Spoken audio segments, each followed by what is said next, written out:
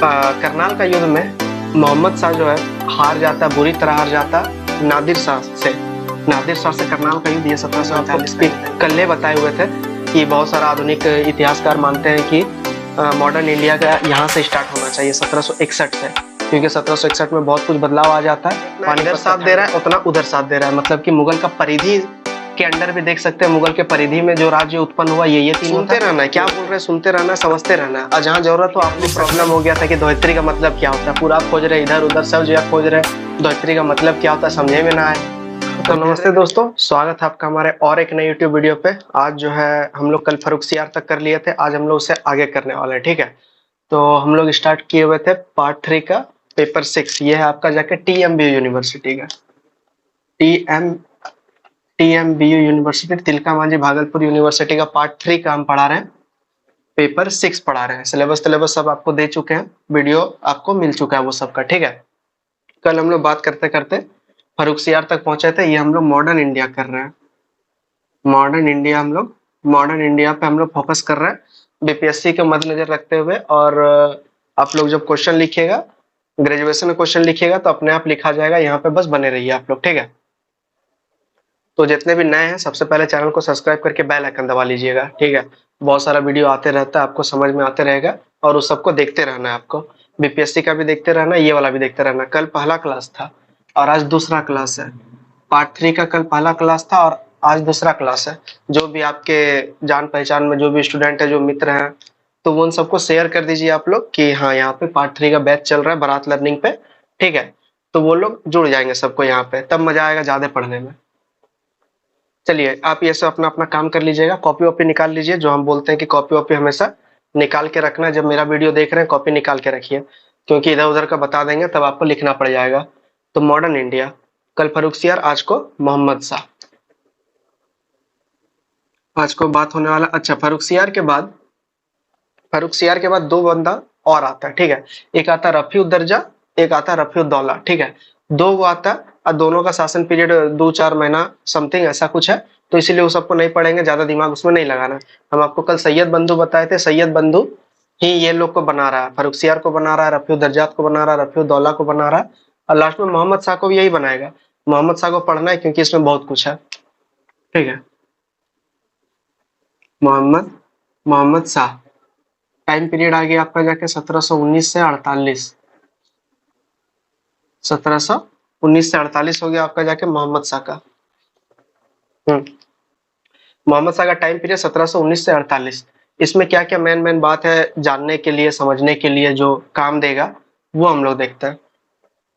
सबसे पहले मोहम्मद शाह को देखिए, सबसे पहले तो इसको रंगीला बादशाह बोला जाता है। हम उस सब के बारे में बताए कि कौन किसको क्या बोला जाता है, साहिब एक खबर, घृणित कायर, वो सब बता चुके हैं पहले ही, ठीक है। इसको बोला जाता है रंगीला बादशाह, हमेशा मौज मस्ती में डूबा रहता है बादशाह, इसीलिए रंगीला बादशाह। क्या बोले, हमेशा मौज मस्ती में डूबा रहता है इसीलिए इसको रंगीला बादशाह कहा जाता है। मोहम्मद शाह रंगीला, ठीक है, ये हो गया। उसके बाद और इसमें जानने वाला बात है कि इसका असली नाम जो है ना, असली नाम का मतलब मूल नाम है इसका रोशन अख्तर, रोशन अख्तर इसका मूल नाम है।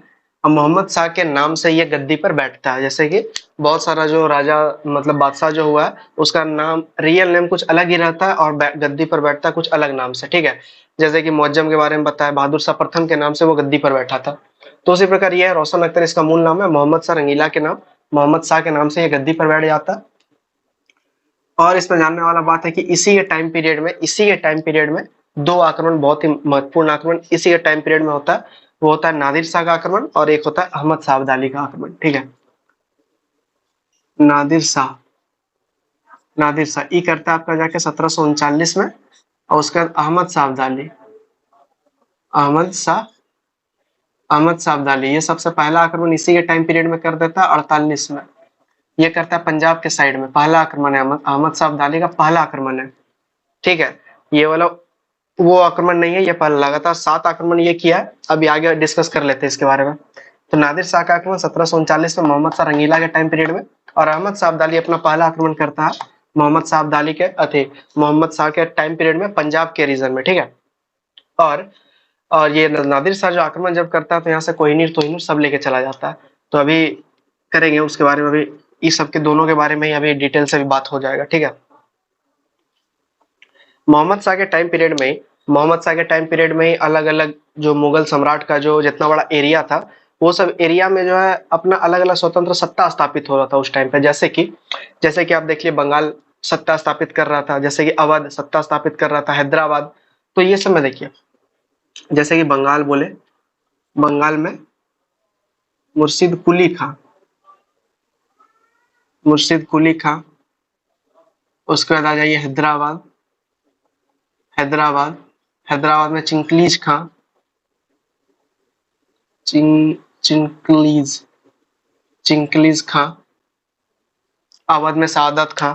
तो अलग अलग जगह पे सत्ता धीरे धीरे स्थापित हो रहा था, और यहीं से हम लोग का पार्ट 3 का सिलेबस स्टार्ट होता है कि सबका स्वतंत्र सत्ता जो स्थापित किया था, इसके यहाँ से स्टार्ट होता है। तो इसके पहले का बैकग्राउंड हम जितना भी बता रहे हैं वो सब इंटरलिंक करने के लिए वो सब बैकग्राउंड हम बता रहे हैं, ठीक है। तो यहाँ से आपका सिलेबस स्टार्ट होता है, हम लोग यहाँ से मेन फोकस करके आगे बढ़ेगा। इसी के टाइम पीरियड में रोहेला भी अपना आता है, रोहेला।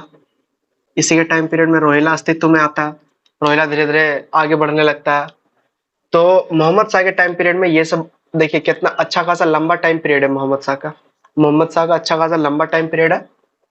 और इतना टाइम पीरियड में बहुत कुछ उस समय भारत पे हो रहा होता है, मतलब कि मुगल सत्ता स्थापित, मतलब मुगल काल धीरे धीरे पतन की ओर जा रहा है, अलग अलग जगहों पे तरक्की कर रहा है, अलग अलग राजा लोग अपना अवध में ये वो फलना चिलना जगह तरक्की कर रहा है। फिर ब्रिटिश ईस्ट इंडिया कंपनी अपना पांव जमा रहा है। तो इसका टाइम पीरियड बहुत इंपॉर्टेंट होता है ईस्ट इंडिया के मद्देनजर रखते हुए, ठीक है। तो ये देखिए, नादिर शाह के बारे में हम लोग थोड़ा जान लेते हैं, और अहमद शाह अब्दाली के बारे में थोड़ा सा जान लेते हैं, क्योंकि इससे क्वेश्चन पूछा जाता है। तो देखिए, नादिर शाह ईरान का शासक था, ठीक है। अब देखिए, नादिर शाह है ईरान का शासक, ईरान में ये शासन करता था। एक दिन नादिर शाह का मूड खराब हो गया, अब बोला कि चलो चलते हैं लूटपाट करके आते हैं। तो वो आता है भारत में आया था 1739 में, भारत में आता है। तभी टाइम पीरियड हो रहा था मोहम्मद शाह का टाइम पीरियड। वो किधर से आएगा हम आपको बता दिए कि सब आक्रमण कहाँ से होता है, कैसे होता है, ये बीपीएससी क्लास में हम बता दिए हैं मैप वैप बना के, ठीक है। तो वहां से वो आक्रमण करना स्टार्ट करता है, दिल्ली तक पहुंच जाता है। दिल्ली में ये 50 दिन, ठीक है, 50 दिन तक शासन करता है, 50 दिन शासन करता है दिल्ली में। नादिर शाह और मुगलों के बीच एक युद्ध होता है जिसको बोलता है करनाल का युद्ध, करनाल का करनाल का युद्ध। करनाल का युद्ध में क्या होता है, करनाल का युद्ध में मोहम्मद शाह जो है हार जाता है, बुरी तरह हार जाता है नादिर शाह से करनाल का युद्ध। ये 1739 का युद्ध है, ये फरवरी 1739 का युद्ध है। तो नादिर शाह करनाल का युद्ध में मुगलों को हरा देता है। मुगलों को हराने के बाद वहां पे गद्दी पे तो नहीं बैठता, लेकिन उसका उसका मतलब 50 दिन से ज्यादा वो शासन करता है दिल्ली पे। और उस दौरान में बहुत कुछ वहां से दिल्ली से लूट लेता है। पता होगा आपको कि मुगल काल में इतना कुछ खजाना था दिल्ली में कि अगर वहां पे अगर कोई कब्जा कर लिया, इसका मतलब कि बहुत बड़ा रईस आदमी बन गया। तो नादिर शाह वही किया, करनाल का युद्ध में पराजित कर दिया मोहम्मद शाह को, वहां से कोहिनूर ले लिया।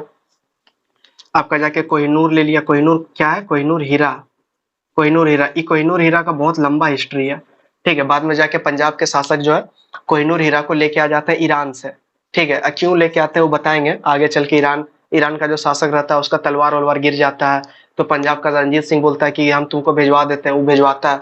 तो खुश होके ईरान का जो राजा है वो कोहिनूर भिजवा देता है, ठीक है।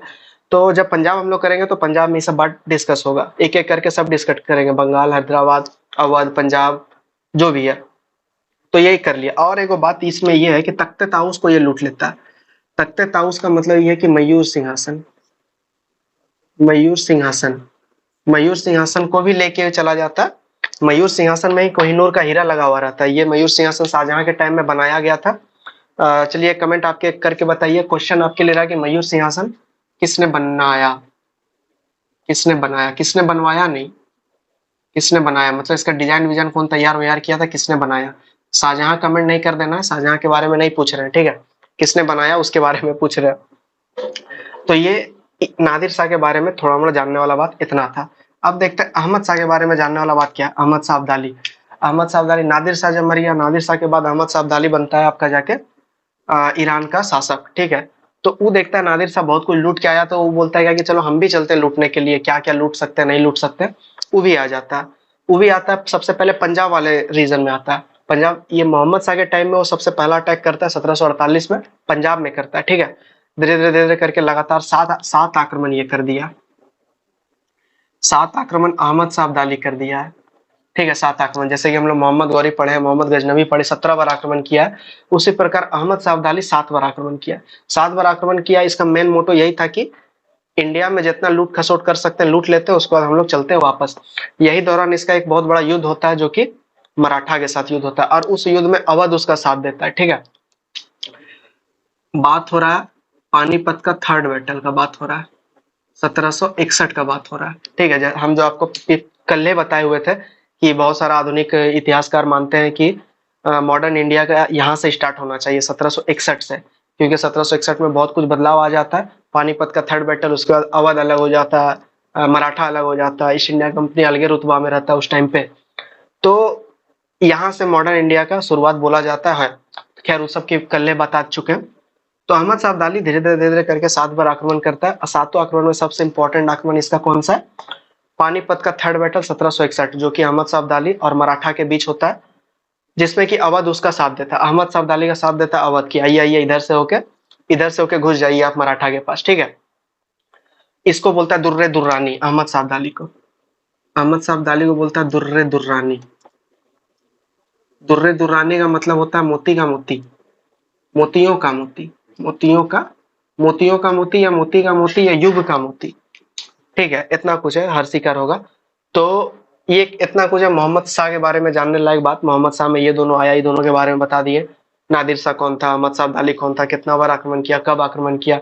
ये करनाल का युद्ध याद रखना है, करनाल का युद्ध में हरा दिया था आपको जाके थे मुगलों को हरा दिया था ईरान का शासक, जो कि था ये नादिर शाह। नादिर शाह को ईरान का नेपोलियन कहा जाता है, ठीक है, ईरान का नेपोलियन। चलिए तभी क्वेश्चन और यहाँ पे रहा, भारत का नेपोलियन कौन? भारत का नेपोलियन ये कुछ ही दिनों में बताएंगे, बीपीएससी क्लास में ये कुछ ही दिनों में उस राजा तक पहुंच जाएंगे, तो वहां पे भी इसके बारे में डिस्कस होगा, ठीक है। तो उम्मीद करते हैं यहाँ पे आपको समझ में आ गया होगा। आपको 40 मिनट तक मेरे साथ बने रहना, बिना स्किप किए बने रहना। स्किप कीजिएगा तो बीच में बहुत सारा कॉन्सेप्ट छूट जाएगा। हम आपको ऑब्जेक्टिव और प्लस राइटिंग स्किल का भी मतलब कि करेंगे कि कैसे कैसे हम लोग को लिखना है। अभी तो बस बेसिक हम लोग जान रहे हैं, इसीलिए इसमें कुछ लिखना विखना नहीं है। इसमें बस समझ जाना है कि क्या बोल रहे हैं, सुनते जाना है और समझते जाना है, ठीक है। अब चलते हैं आगे। मिटाने वाला किधर है? इतना तक सब समझ में आ गया। अब हम लोग बढ़ेंगे आगे, उत्तराधिकार, उत्तराधिकार राज्य का हम लोग बात करेंगे, ठीक है। अच्छा, अहमद शाह अब्दाली के बारे में और एक जानने वाली बात यह है, अहमद शाह अब्दाली के बारे में एक और जानने वाला बात यह है कि जितना भी ये क्षेत्र जीता, जो कुछ भी ये जीता, ये दे दिया रुहेला सूबेदार को, सब कुछ सौंप दिया। रुहेला सूबेदार मतलब ये जो है अपना सब कुछ दे देता है रुहेला सूबेदार को, कि अब जो है हम तुमको दे देते हैं, तुम अब सत्ता संभालो, तुम मतलब कि देख रेख करो। सॉरी। जिस प्रकार आपको पता होगा मोहम्मद गौरी कुतुबुद्दीन ऐबक को छोड़ के गया था कि हम जा रहे हैं, तुम आप देख लेना यहाँ पे, ठीक है। उसका दिल्ली सल्तनत का स्थापना कर दिया। उसी प्रकार ये रुहेला अहमद शाह अब्दाली चला गया। 1767 में अहमद शाह अब्दाली का लास्ट आक्रमण होता है, 1767, ठीक है। तो रुहेला सूबेदार को उस टाइम पे सब कुछ दे देता है और वो चले जाता है। यहाँ तक आ गया बात समझ में। अब हम लोग चलते हैं थोड़ा और आगे चलते हैं। अब हम लोग चलते हैं मेन जो हम लोग का सिलेबस जहाँ से स्टार्ट है। ये सब सिलेबस यहाँ से सिलेबस स्टार्ट नहीं है पेपर 6 का, ये वाला पेपर 5 बता रहे थे। पेपर 5 थोड़ा मोड़ा इंट्रोड्यूस कर रहे थे, क्योंकि आगे में भी समझना होगा यही सब थोड़ा मोड़ा। अब इसको आगे डिटेल करके समझेंगे। बंगाल जो ऐसे हवाबाजी, बंगाल तुरंत बता दिए। बंगाल इतना थोड़ा सा थोड़े गुरु, हैदराबाद भी इतना थोड़ा सा नहीं है। चलिए अब हम लोग देखते हैं उत्तराधिकार राज्य के बारे में बात करते हैं। उत्तराधिकार राज्य में दो तरह का उत्तराधिकार राज्य हम लोग को मिलेगा। एक वैसा राज्य जो कि मुगल के अंडर आता था, लेकिन उसके बाद उसको मतलब वो स्वतंत्र हो गया, मतलब कि एक मुगल सत्ता के अंडर काम करने वाला, और एक हो गया आपका जाके खुलेआम, मतलब कि जिसमें कि मुगल का कोई कंट्रोल ना हो, मुगल का विरोध। इसको ऐसा ही बोल सकते हैं कि मुगल का साथ, मुगल का विरोध, ठीक है। इसको दो भाग में बांट लेते हैं अपन लोग। जिसको कि हम लोग बोलेंगे मुगल के साथ देने वाला राज्य, या फिर मुगल के अंडर में जिसका उदय हुआ। और दूसरा हो गया आपका जाके मुगल, मुगल के बाहर के राज्य, मगर मुगल के बाहर के, इसमें क्या क्या आ जाएगा, इसमें आ जाएगा आपका जाके अवध, इसमें आ जाएगा आपका जाके बंगाल, इसमें आ जाएगा आपका जाके हैदराबाद, हैदराबाद, ठीक है, इतना कुछ आ जाएगा मुगल के साथ। इधर में यदि बात करेंगे तो इधर में सबसे पहले आ जाएगा सिख, सिख, उसके बाद आ जाएगा मराठा, ठीक है, उसके बाद रोहेला भी इधर आ जाएगा।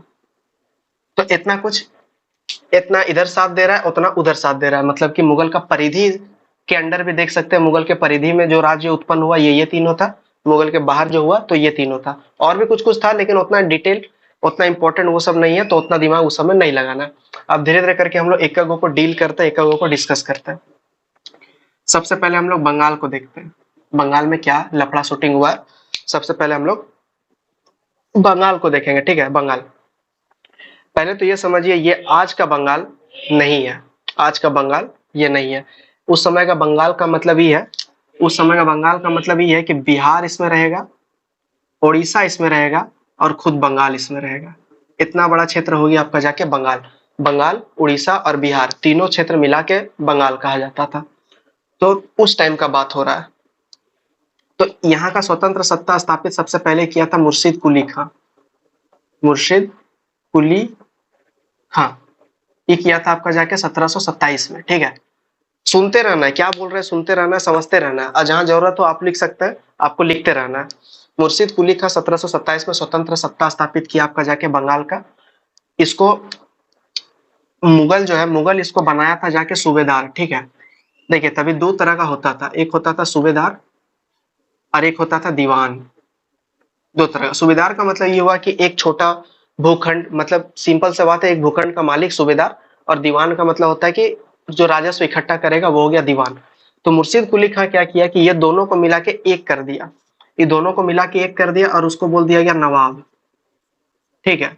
उसको क्या बोल दिया गया, नवाब, दोनों को मिला दिया, बोलता एक नवाब कर दिया। मुर्शिद कुली खां स्थापना कर दिया 1727 में बंगाल का, ठीक है। उसके बाद देखिए ये दोनों सूबेदार और दीवान को मर्ज कर दिया और उसको बोल दिया गया नवाब, ठीक है। और इसके बारे में जानने वाला क्या बात है, इसके बारे में ज्यादा कुछ जानने वाला बात है नहीं। अब इसका उत्तराधिकार पे हम लोग आते हैं, उसका उत्तराधिकार मतलब कि इसके बाद कौन बना। इसके बाद इसका दामाद बना, दामाद, दामाद का नाम था सुजाउद्दीन, सुजाउद्दीन। सुजाउद्दीन ज्यादा समय तक सुजाउद्दीन ज्यादा समय तक शासन नहीं करता। उसको मतलब कि बहुत सारा नहीं होता है कि जानबे नहीं करता शासन करने के लिए, चूंकि वो बेटा है इसीलिए वो सत्ता स्थापित कर लिया। उसी प्रकार इसका हाल था। इसके बाद इसका जो पुत्र होता है, इसका जो पुत्र होता है सरफराज, सरफराज, इसको बनाया जाता है राजा, राजा मतलब कि नवाब। अब जो है यहाँ से अब जो है बंगाल का राजा जो भी होगा उसको नवाब बोला जाएगा यहाँ से, क्योंकि ये दोनों को मिला दिया। जब तक नहीं मिलाया था नवाब नहीं बोलता था, ये दोनों को मिला दिया और एक नया कर दिया जिसको कि नवाब बोले जाने लगा, ठीक है। तो उसका दामाद बना सुजाउद्दीन, सुजाउद्दीन का पुत्र था वो सरफराज बन गया। सरफराज को मार दिया गया, सरफराज को मार दिया गया, उसके ही सेनापति ने, सरफराज का एक सेनापति था, ठीक है। यहीं पे ग्राफ के माध्यम से ही समझेंगे तो आप ज्यादा समझिएगा। सरफराज का एक सेनापति था, ठीक है, सेनापति, जिसका नाम था अलीवर्दी खां, अलीवर्दी, अलीवर्दी खां। उस टाइम पे ये बिहार का सूबेदार था, बिहार का सूबेदार। अलीवर्दी खां क्या था, बिहार का सूबेदार था। ये अलीवर्दी खां क्या किया, अपना गुट के साथ, अपना सहयोगी के साथ मिलके सरफराज को मार दिया और बंगाल का सत्ता स्थापित कर लिया आपका जाके अलीवर्दी खां, ठीक है। यहां तक समझ में आ गया। ये युद्ध था आपका जाके गरैया का युद्ध, ये वाला युद्ध था गरैया का युद्ध। गरैया का युद्ध में अलीवर्दी खां जो है सरफराज खां को खत्म कर देता है। ये टाइम पीरियड है आपका जाके 1740 की बात हो रहा। ये देखिए किसका टाइम पीरियड है, आप समझ रहे होंगे। अभी मोहम्मद शाह के बारे में जो बताऊं उसी का टाइम पीरियड चल रहा है अभी। मोहम्मद शाह का टाइम पीरियड 1719 से लेकर 48 तक था और 1740 में अटैक हुआ। इसका मतलब मोहम्मद शाह के टाइम पे ही उधर में बंगाल में अलग भाषण मच रहा है। 1727 में स्वतंत्र सत्ता स्थापित कर लिया। ये देखिए इसी का टाइम पीरियड है।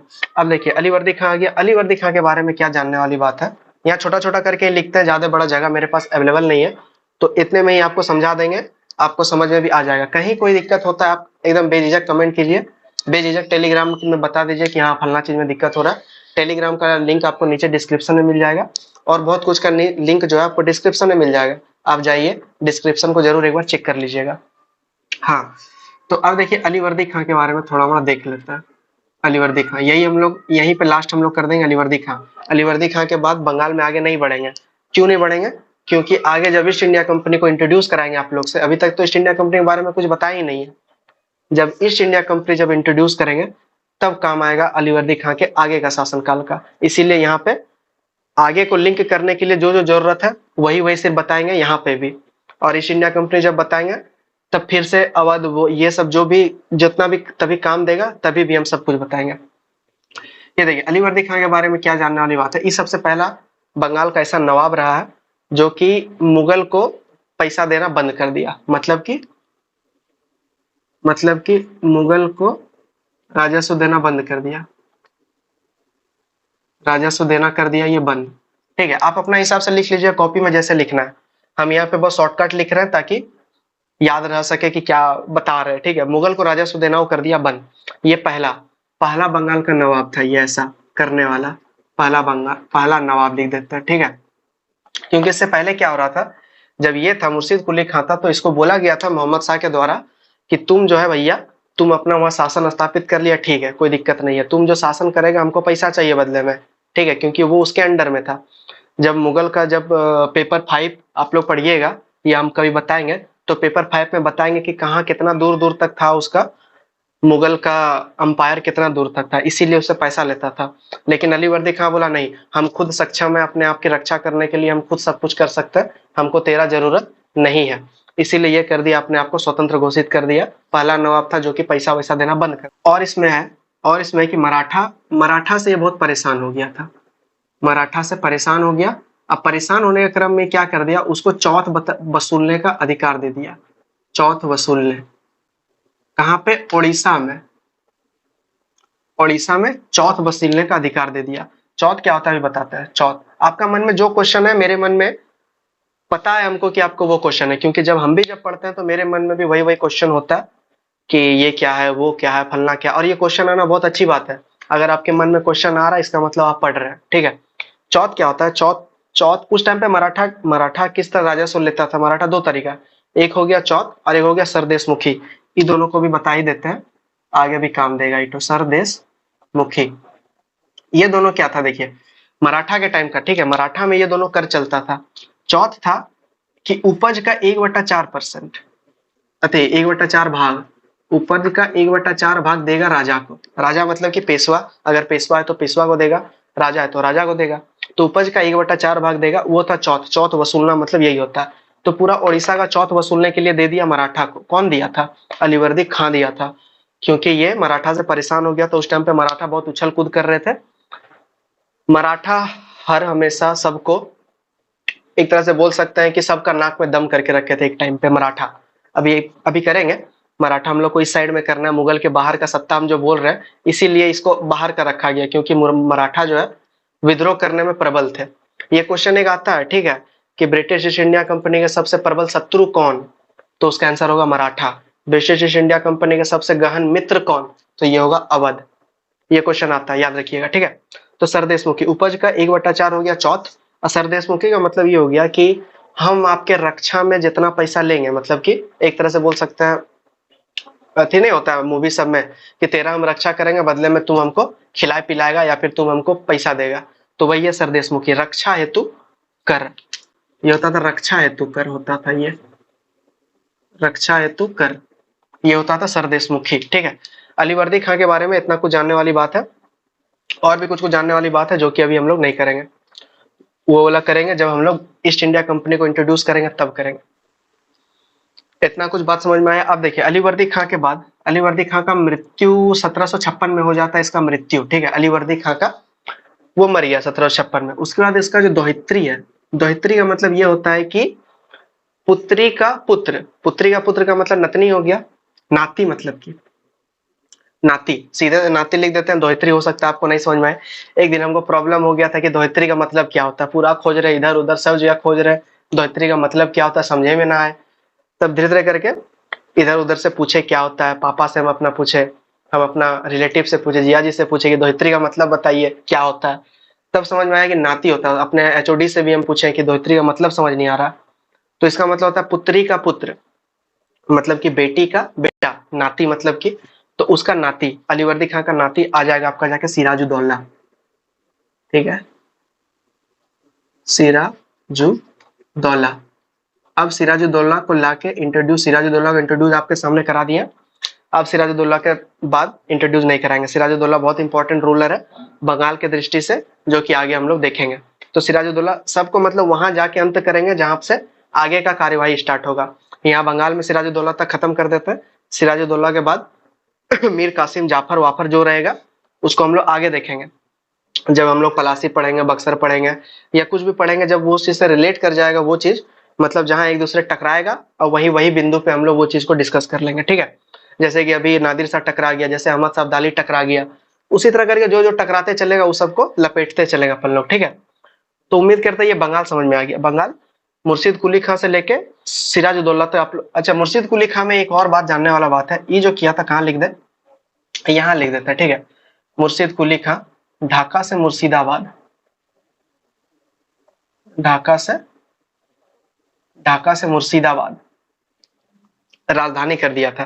पहले ढाका था और अब हो गया मुर्शिद कुली खां ने मुर्शिदाबाद कर दिया। ठीक है, तो इतना कुछ जानने वाला बात था आपका जाके बंगाल में। एक बार रिवाइज मार लेते हैं क्या क्या। सबसे पहले बन गया आपका जाके अलीवर्दी खां, सॉरी ये मुर्शिद कुली खां। सबसे पहला मुर्शिद कुली खां बन गया, 1727 में बोला हम स्वतंत्र हो गए। उसके बाद वो अपना ढाका से राजधानी मुर्शिदाबाद बना लिया। उसी के टाइम पीरियड में जो है, उसी के टाइम पीरियड में नवाब अपने आप को घोषित कर लिया, सूबेदार और दीवान दोनों को मिला दिया नवाब। उसका नवाब का पद आ गया। सुजाउद्दीन उसका पुत्र था, जो कि सॉरी दामाद था, दामाद जो शासन स्थापित किया। उसके बाद उसका पुत्र सरफराज आया, उसको मरवा दिया गया। उसके बाद जो मरवाया वो अलीवर्दी खां था। अलीवर्दी खां शासक बन गया। अब वो पहला शासक था जो कि मुगल को पैसा नहीं देता था। उसके बाद वो चौथ वसूलने के लिए उड़ीसा का भाग दे दिया मराठा को। उसका 1756 में उसका जो नाती था दोहित्री था, उस सिराजुद्दौला, वो बन गया आपका जाके बंगाल का नवाब। इतना कुछ है बंगाल में, बस इतना ही कुछ है बंगाल में जानने के लिए। अभी और आगे जो भी जानेंगे बंगाल के बारे में वो हम लोग हंसते खेलते जान लेंगे। ठीक है, ये हो गया आपका बंगाल। अब हम लोग इतना तक में कोई प्रॉब्लम किसी को नहीं ना है, सब एकदम समझ में आ गया। अरे बारात सीधा सीधी बात है कि देखिए, पहली बात तो ये कि आपके पास बुक होना चाहिए। यहाँ जो भी पढ़ा रहे आप अपना बुक से पढ़िए जाके। ऐसा नहीं है कि खाली यहाँ बता दिए आप सुन लिए कि हाँ हो गया, नहीं, बुक पढ़िए। बुक का भी आपको दे चुके हैं हम कि कौन सा बुक है, कौन सा बुक पढ़ना चाहिए पार्ट 3 के लिए, कौन सा अच्छा है। हम आपको बुक का भी पूरा सब कुछ बता चुके हैं, जिसमें कि पार्ट 3 का सिलेबस डिस्कस किए थे, वहां पे ही बता दिए। नीचे डिस्क्रिप्शन में मिल जाएगा, आई बटन में मिल जाएगा। चलिए बंगाल करते हैं खत्म। बंगाल उम्मीद करते हैं मस्त से आप लोगों को समझ में आ गया होगा। एकदम इत्मीनान से सुनते रहना है, ठीक है, कान खुला, सब कुछ खुला। और कॉपी एक रहना चाहिए आप लोग के पास। अगर कॉपी है एकदम बेस्ट, बेस्ट है, और नहीं है तब तो एक तरह से टाइम बर्बाद है। आप देखते हैं अवध के बारे में। अवध, बंगाल देख लिए, अब अवध देखते हैं। अवध भी आपका उत्तराधिकार राज्य में मराठा के पक्ष वाला राज्य है, मतलब मराठा के अंडर उत्पन्न होने वाला राज्य है अवध। अवध जो है, अवध का एक रूलर रहा, सबसे पहला रूलर सआदत, सआदत खां। सआदत खां ने बोला कि अब जो है हम भी स्वतंत्र होना चाहते हैं, अब हम आपके अंडर अंडर जो है कंट्रोल नहीं होंगे, अब जो है हमको स्वतंत्रता चाहिए। तो सआदत खां ने अवध का स्थापना कर दिया। बात, सआदत खां को एक उपाधि था मिला हुआ था, बुरहान, बुरहान, बुरहान उल मुल्क, बुरहान उल मुल्क का उपाधि मिला था सआदत खां को। ये क्यों मिला हुआ था सआदत खां को? जब हम आपको सैयद बंधु बता रहे थे तो तेरानी जो ग्रुप था, 4 ग्रुप आपको बताए थे, सैयद, सैयद बंधु, ठीक है, उसका तेरानी, उसका ईरानी, उसका अफगानी, 4 ग्रुप था। तो 4 ग्रुप में सैयद बंधु को मारने वाला जो इंसान है, मतलब कि जो सहयोग किया था, तो अवध का सआदत खां भी उसका सहयोग किया था, और चिंकलिश खां भी सहयोग किया था। हैदराबाद का चिंकलिश खां भी लाइन कट गया, लाइन कट गया। अब जो है अवध आज को खत्म छोड़ देते हैं। कितना टाइम हुआ?